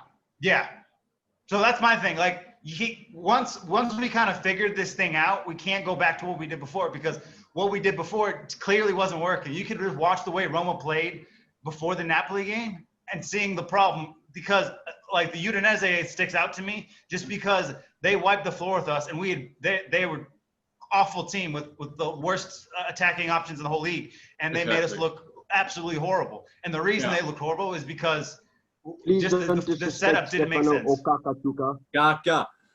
No, he's good. What I'm saying is just in terms of like the goals they scored this season. I don't know. On the telecast, they said they were one of the lowest scoring teams in the league. Yeah, the Pole is a one-man team. Yeah. So the thing is, in that game, we conceded 2, but we also conceded 2 more goals that didn't count. So it was essentially like losing 4-0. And the second we switched, the team looked different, and it wasn't. Even though we lost to Napoli, it was just a better situation. So it makes literally no sense like you can adjust the way it looks. Like, so you can have, as long as there's a back three, you can adjust like the midfield however you want. But like the thing is, we had to keep that as it is because it didn't work the way we did it before. And even when we were having minor success, we would concede pointless goals almost constantly, even in the first half of the season. So it's like you have to keep that back three for sure. The most the most 100%. impressive thing for me is that he managed to make the switch in 3 days. Imagine him having a month off. Yeah. So to actually, They had been training during like the pre-season, like the pre-season before the restart. They have been training with the three at the back, but still, like he implemented it in 3 days. And certain players looked way better. Leo Spinazzola, I thought was absolute garbage until they switched to formation. And then the last few games, he was like, man, he looks pretty good. Yeah. You know what I mean? Yeah. I think the 3-5-1-1 will be very, very, if like they play, but like essentially even a 3-5-2-1, which a 3-4-2-1, which we're playing right now, it's essentially a 3-5-1-1 because the left attacking midfielders, normally Pellegrini or Mkhitaryan, tends to drop deeper to collect the ball. Sure. And when it's Zaniolo playing there, like when it's Carlos Perez, it's a different story because it's a different type of player. But when Zaniolo's playing there, he just plays as a second striker, essentially. Yeah. Right. But I just 3-5-1-1 will be very similar to the 4-2-3-1 offensively. Yeah. When Zaniolo was playing at the 10. I mean, if you go look at the Genoa game, for example. Exactly. However, there'll be less scoring from wide positions. Yeah, but the thing is, I think that's why we need a great striker for that formation because it's one man, it's one out-and-out goal scorer that everyone's going to be creating for. Yeah, exactly. As opposed to with two scoring wingers out wide. Because the thing that was very obvious in the 4-2-3-1 is that the striker and the offensive central midfielder often got isolated both from each other and from the team. Which could be a problem in the 3-5-1-1 if the midfield doesn't press up enough. Then it could be like Dzeko and Zaniolo versus if you play Torino, Dzeko and Zaniolo versus 8 players. Lewandowski and Zaniolo, don't worry. Lewandowski, Roma clickbait title.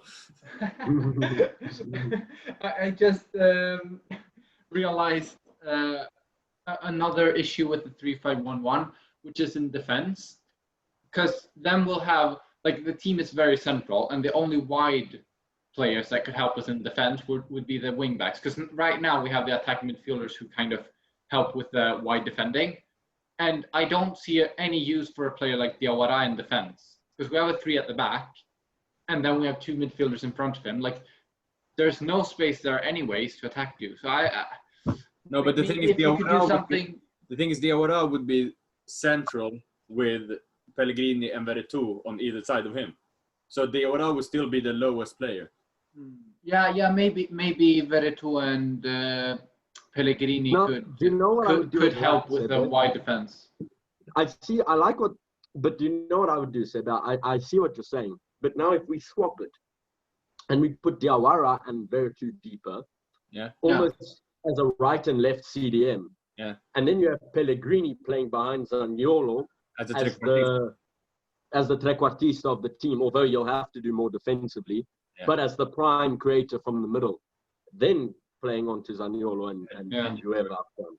That is essentially a 3-5-2, like a classic 3-5-2, which I think because I want to see Zaniolo striker as much as you, and I think maybe Zaniolo would still, I'm saying Pellegrini would almost play as a lone central midfielder with Veretout and Diawara covering the wide, and then Zaniolo would still play the second striker, 10, well, whatever, but Pellegrini would still be the main creative outlet, you know what I mean? Okay. Zaniolo's always naturally going to be more of a goal scorer than a creator. He's just that type of player. Right. Yeah, I think either of these versions work. Like either like Zaniolo as a fully like an actual striker next to Dzeko or whoever we get. That might work. Yeah, I think it's going to be interesting to see because I feel like Fonseca is tactically smart enough to see what the best formation for us is. So if we see that, I think this could be great, and I think maybe we could see us try it some games. let me ask you guys this though. Like in the back three, do you think it's possible? Because I just think Mkhitaryan's been too good to just be sitting on the bench. To start Pellegrini, Mkhitaryan, and Zaniolo in the same team. Yeah. And how would you guys put that? I think that's too much. Pellegrini would play as a sorry, excuse me. I'll stop eating. I just haven't eaten today. I'm starving. Okay. So the problem is you would have to sacrifice one of Veretout or Diawara. That's a good point. Yeah, you're right. This is where you have to keep the 3-4-2-1 thing. However, Mkhitaryan, Pellegrini would play as almost a free 8, like the De Bruyne role. Yeah. And Mkhitaryan and Zaniolo would then play close up to the striker. Yeah. So you'd almost play Veretout for Pellegrini. No, but the thing, I could trust that if this had Diawara left, but with only Veretout, I don't think that would work. Because otherwise we'll just have to rotate some of the guys between each other. Yeah, because I don't think Veretout can work as the lone defensive midfielder. Because that's what I'm saying. You would have to drop Veretout for Pellegrini. Yeah. Oh, yeah. I don't know how I feel about that. Actually. No, exactly. Like I think there will have to be a lot of rotation. I think Pellegrini will rotate between playing central midfielder and a more advanced role. And the other alternative is to go back to the 4-2-3-1 and play Mkhitaryan left wing, Pellegrini behind the strike, and Zaniolo at right wing. Yeah, exactly. And no. I was just thinking out loud, just because. No, it's okay. You get what I'm saying? It was a good input, but I think Fonseca because we have a lot of good players in those similar positions. So in my mind, I'm just trying to figure out how this would all look the way it's set up. You know what I mean? I would be very excited to see something that I saw more in preseason. I didn't see it as much implemented in the actual season, playing the 4-2-3-1 with the wide midfielders almost as wide attacking midfielders. So they tuck in even more than they have. I think that could be good. But then we have to push up the wing backs, and one of the defensive midfielders has to drop back. Right. And that means Veretout will probably have to be sacrificed. And I don't know. I don't feel comfortable with that. No, so. No, I think Veretout and Diawara will play together, and Diawara would drop into the back line when we're attacking, so that we have a 3. Oh, okay, yeah. I get you. I got you. I really don't trust the 4 back. No, me neither. I don't either. I'm just saying, I think that's the only way to get all of our best players in the team. Yeah. That's what I mean. The other way we could do it is if Zaniolo truly became world class, and you drop the centre forward. Exactly.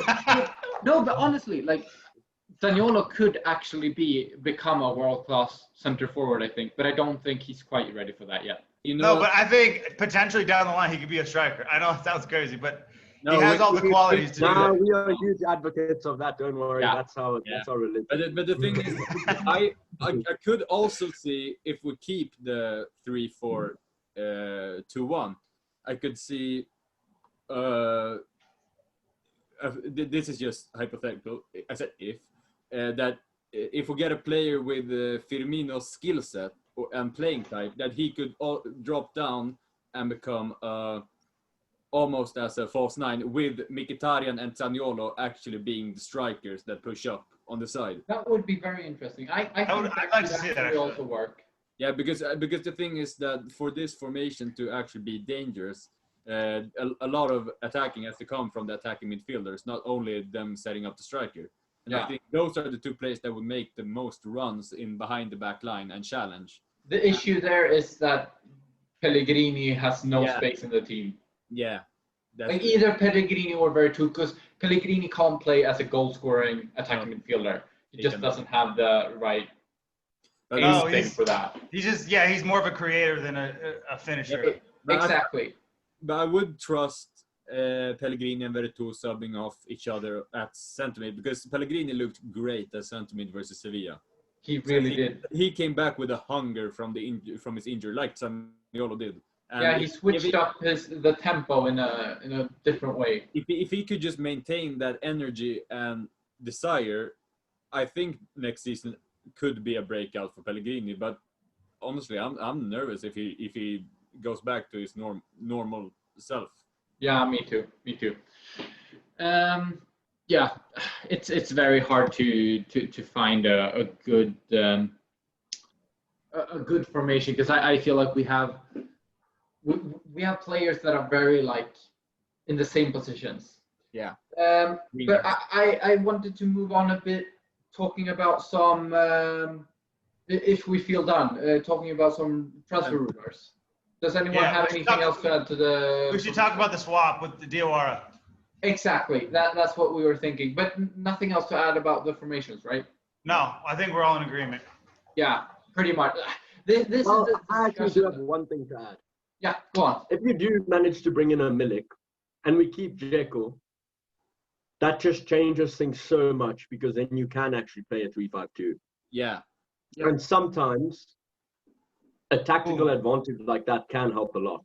Because we saw That actually makes sense. I mean, we saw Fonseca sometimes trying a twin tower approach with Kalinic and Dzeko on top when he wanted to really put pressure on the team if they were playing low or that we had to desperately score.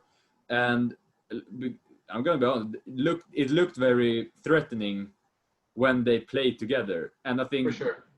two players of that playing style together could actually work out against at least lower placed teams, I think. Yeah, and it's perfect because Dzeko is.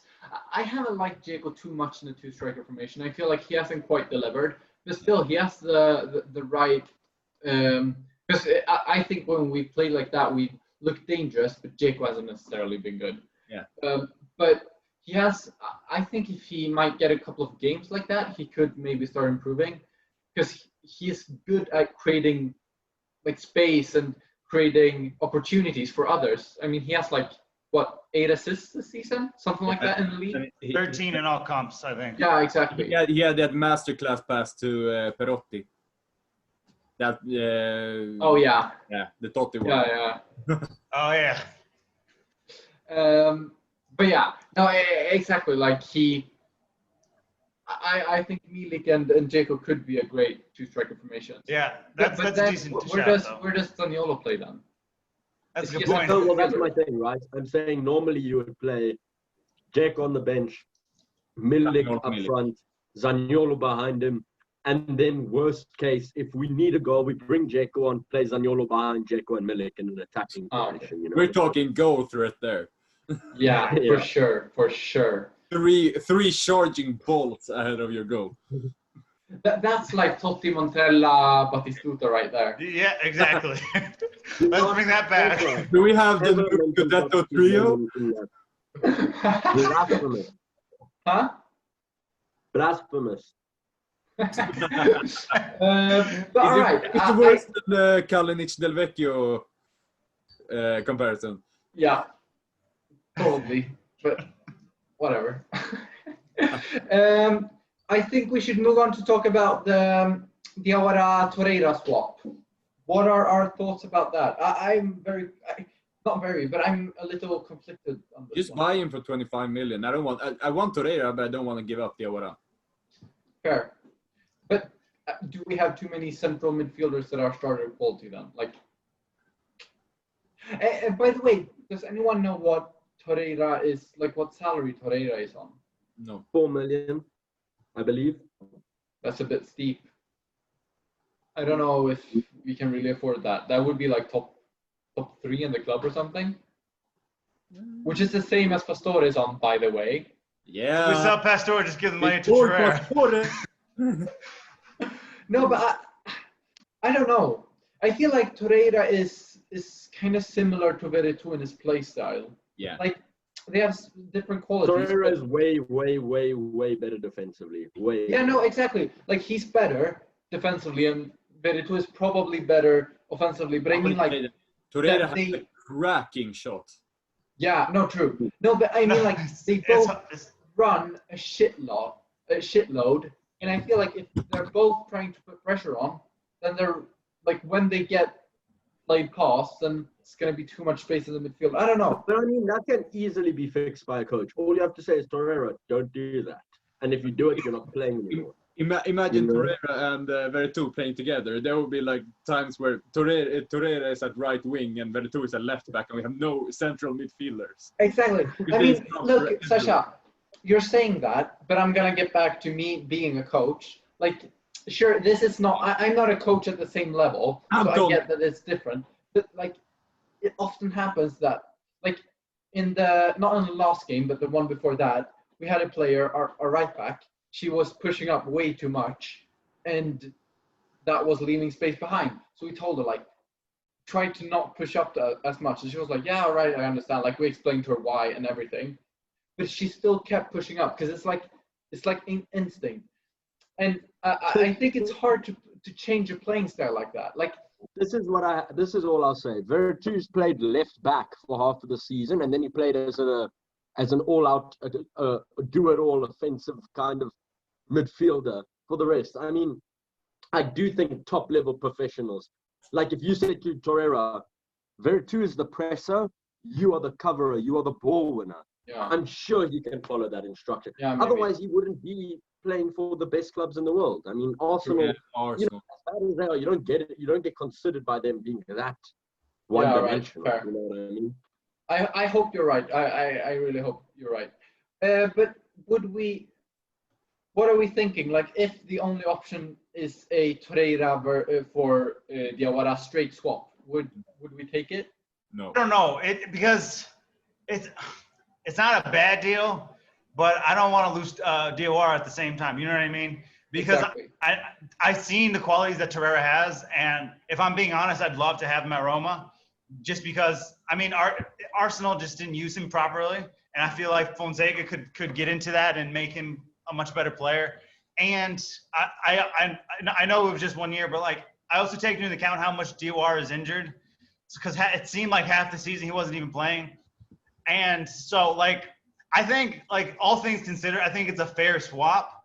But again, I'm conflicted because Diawara, we just got him, and I thought when he played, he was excellent. But then again, Torreira could really be a big piece to us getting better next season. So it's like, either way, I'm kind of okay with it. It's just, I think it's a fair swap. But again, you'd really have to think about how everything would work within the team. I wish we could just get Torreira just without putting Diawara in there and just get him as on like a transfer fee or something. But like if I might do it, but you know I still have to think about it because I think it's fairly even. But again, it's complicated at the same time. Well, a big aspect of it is apparently a large plus Valencia will be reflected if the swap deal was to go through. So. Exactly. If we're talking, we lose Diawara, get Torreira, and then invest that money into a top striker, I'm going to say yes, personally. Exactly. As much as I love Diawara. But the thing is, we have. I know. I agree totally with Sasha. That's sort of the way I at first when I saw the report, I just I thought it was a horrible idea. But then the more I thought about it, the more it kind of makes sense. So We have. Our squad is generally very naive. There are a lot of naive players, and Diawara, besides Messi, is like the calmest guy in all of world football. So I think his presence is. Besides Villar, my friend. We have two of the most composed players in the world, and I mean we're not gonna play the other one for more than 15 games. No. And hardly starting. So I think Diawara's calmness is something that is desperately needed in this team. My issue I think is you may be wrong, that, about yeah, Villar. exactly. I think him coming on against Sevilla is a big sign for what Fonseca thinks of him.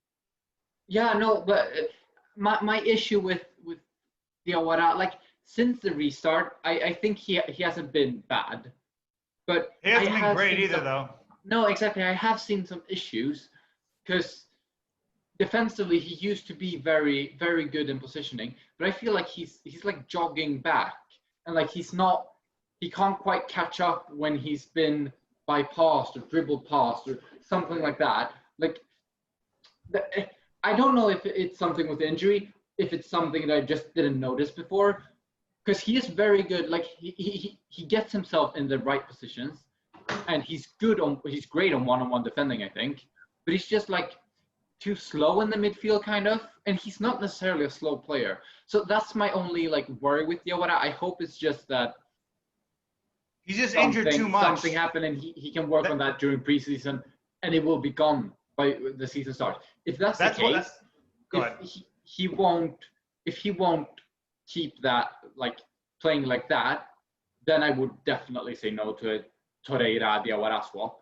But if that's a common issue with this game, and I think only Fonseca can see this, then I would do a Torreira Diawara swap. I'd probably do it just because he's just injured too much. He missed, like, it seemed like he had that first injury, and then he came back and it was great, and then he was injured again. And we don't need to be in a situation with, as great as he is, we don't need to be in a situation with a player who we don't know game in, game out if he's going to be fit enough to play. And if Torreira is a healthier player and doesn't get injured as much, I think, to be honest, I'd probably do it. And I love Diawara. First half of the season more than lately, but still, I think he's a really good player. But given his injury history, and that is a serious thing that we need to consider, I'd probably do it. But again, it's a complicated one because if he's not injured, then it's maybe a whole different conversation. But the fact is, he is injured a lot. And I think Torreira is excellent. So it's just like, again, I think it's a fair swap, but I'd probably do it just because there's like some question marks of whether or not Diawara can stay fit for a whole season. But doesn't Torreira also have some injury riddles that? Exactly, that's what I'm thinking too. I think he does. I'm not entirely sure. I don't think he's had any long-term injuries, but I think he picks up a lot of in-game injuries and like 1-2 weeks injuries that keep coming. Yeah, and that's also an issue because it could really be a day-to-day thing if he's actually healthy. Yeah. Well, Diawara has his periods of maybe being injured, and maybe that even stops. And unlikely since he plays for Roma at the moment. But you know, I mean, the uncertainty of having a player that get injured a lot in game because of his playing style is a bit worrying. Yeah. Because Torreira, he gives it all. I mean, he goes into every tackle, which is draining on this very little and perhaps a bit fragile body. So I think that could be a problem going forward too for him. Yeah, I agree. But if we did this, you wouldn't consider like a bad deal, though, right? No, definitely not. Because I think it's pretty even. Whether we do it or not is whatever. But I think either way, I think it's I don't think not going to make anyone look bad. I don't think you can go wrong with it. It's same. That's the way I feel too. Yeah, it's a very safe swap. Yeah. It's not like Nainggolan, Zaniolo that. I mean, we didn't expect Zaniolo, but it was one-sided on paper. Yeah, exactly. Right, no. It was a very risky swap. Right, this one I think is more or less down the middle, though. Yeah. Yeah. All right. So I think we already covered Milik pretty much. So I think to end up of the episode, I think we should talk a bit about the center back situation. First, we have Smalling. I think we all agree that if United want 20 million, we should pay it and get him in. Does anyone disagree with that? If they want 25 million, if they want 20, that's fine. Yeah, exactly. 20, like no more than 20. I'm not paying 25 plus. No, exactly. Me neither. I think 20, we pay it, we get him in. We need a player like him. All right, so that's pretty much. Then there's also rumors both about Maximovic. We talked about this a little bit, but not like talk a bit more. And then there's also rumors about these just came out like a couple of hours or like today. Romero coming to Roma. What about Umtiti? Huh? Umtiti. Oh yeah, Umtiti too. We haven't talked about him. Well, no, that's died. That's really died. Yeah. I think. Exactly. Yeah, I haven't heard about it in a minute. Yeah, I haven't either. I don't think that will happen because he has. What about Bonucci? Huh? No, God, no.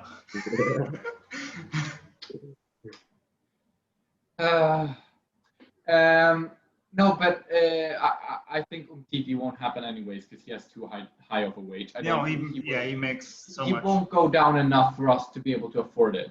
That's my issue. Unless we saw Dzeko. Yeah. Yeah, I don't think we're doing that though.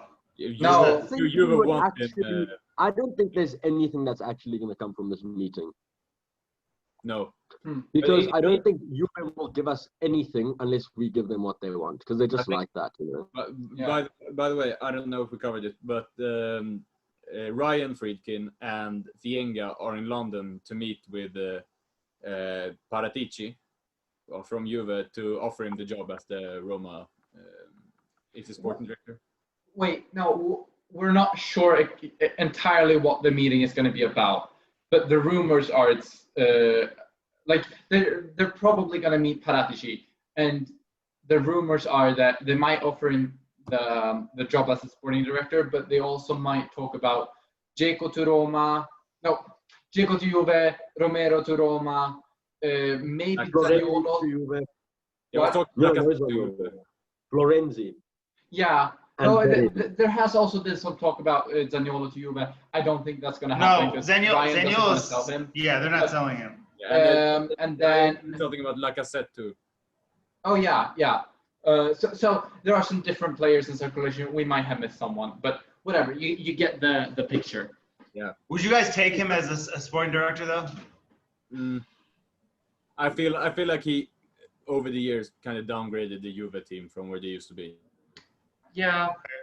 I mean, getting Ronaldo is an achievement, but besides from that, and maybe the Artur Pjanic swap deal, I don't know.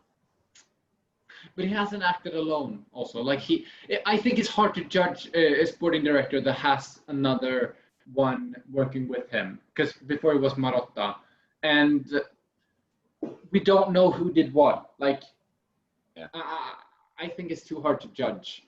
But Plus, Nedved's really involved too. He has been there for like 10 years and created the super, like was part of creating the super Juve team. Yeah, the thing is, even if he isn't a super mastermind, getting a staff member from Juventus is gonna look big from the outside. Exactly. Right. So I wouldn't mind it, honestly. I wouldn't either. I'd be okay with it. I think he's one of the better options, considering Sabatini doesn't want to come because he wants to stay at Bologna, and most likely Petracchi. They're saying Petracchi had too big of a fallout with other people than just Palotta, so he's most likely not coming back either. Yeah. And I can't remember. There's this lead sporting director, Orta. Yeah, Victor Orta. Yeah, I'm not sure. Like, I've heard from Leeds fans that he's very good. You've heard from Leeds fan. Yeah, one Leeds fan. But still, like, you know. So maybe Paratici is the best option out there. There's also this Barcelona sporting director, which would be Mr. retarded. Planes, we need aeroplanes, please. Or Fienga. I mean, if we get Planes, we're probably going to get 3 strikers and play with a 1 striker formation. That seems like a typical Planes move. Yeah. But yeah, what are we thinking about? What? Sorry?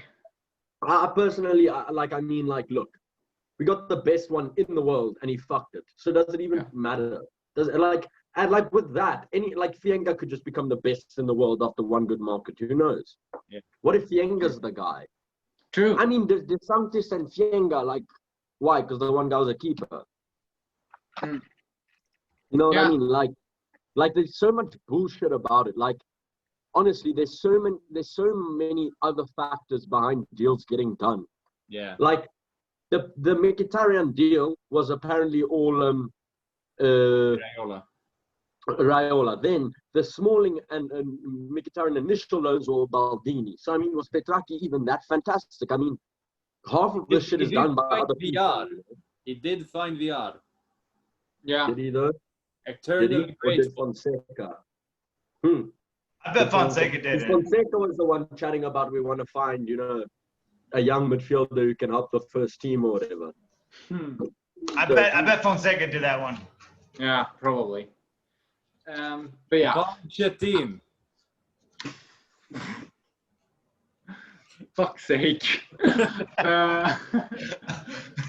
But my main question, I guess, is what are our thoughts on Romero to Roma?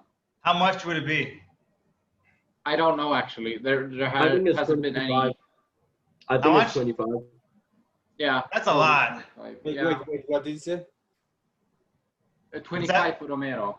What are our thoughts? How much would you pay for a maximum? Like, It's definitely a risk investment. Yeah. 20 maybe. I would pay. I think honestly, I'd pay as much as we paid for Mancini, max. Mancini was. Wasn't he 30? No, he was like 13 plus bonuses. Yeah. Oh, Oh, really? I thought it was Yeah. more as well. Maybe. I thought it was Yeah, I more. also thought it was more, but the final, like I actually looked at his price the other day. It was actually 13 plus bonuses according to Transfer Market at least. Oh, okay. Well, yeah. Honestly, every Genoa game that I've watched, I haven't been too impressed with Romero. I feel like he just makes silly mistakes and he's not physical enough. Like I said in the Roma chat, he's basically a weak Mancini. Yeah, but he is more of a playmaking centre back. That Yeah. Yeah, he has more ball security, but isn't that strong or imposing. Exactly. While Mancini is both. So. Exactly, and Ibanez is too. Yeah. So Yeah. But we need something I don't back really there, see though. the point of this one. I think there are better options. Go to the side, we should go for John Stones. I decided you should fuck off. No, we should. Don't be silly. John Stones would be a great centre back in Italy. I don't disagree, to be honest. Maybe. Because we've seen guys who didn't make it in the Premier League come to Italy and smash it. So I mean, we can't expect Smalling for every player we buy from England. We can, yeah, but we had has been great. Every single one. What? Jovino, Kolarov, Maicon, Mkhitaryan, Dzeko. I mean, like Smalling, is there like at this point it's likely he's going to be great, more so than it's unlikely. Yeah. Yeah. True. Yeah, it's. I haven't seen enough of Stones, to be honest, to be able to judge. He is not good. He got schooled by a League 2 player in the cup, and he trolled him about it. I remember that. He trolled him before the game, saying like, playing in the Premier League shouldn't be so hard. You get paid 150 a week to play against John Stones. And then when they actually played, he scored on John Stones, a League 2 player. That's funny. Yeah, that's Stones embarrassing. would be great. Stones would be great. Stones or Socrates? Isn't he older, though? Just I because thought he's like 32. Just because Socrates is so bad, I would just take. I would take Stones just for his age. Fair. So apparently the other rumor is Socrates. Yeah, and If we don't get Smalling. I think it's a pest or cholera type of thing. Well, yeah, I don't know about that, but yeah, I can't judge these Premier League players because I only watch good leagues like the Serie A or La Liga. Premier League, Farmer League that doesn't even have a team in any of the European A tournaments. fourth clickbait title. Yes, it's Premier League, Farmer League. Yes. All right, I think we're getting we're getting close to almost 2 hours. Not quite, but it's getting on.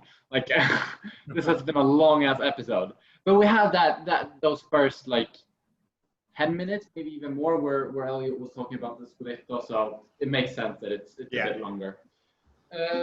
But yeah, it was a very good episode. Interesting to hear from you, Eliot. And yeah, thank you guys for having me on. If you ever want me back at any point in time, let me know.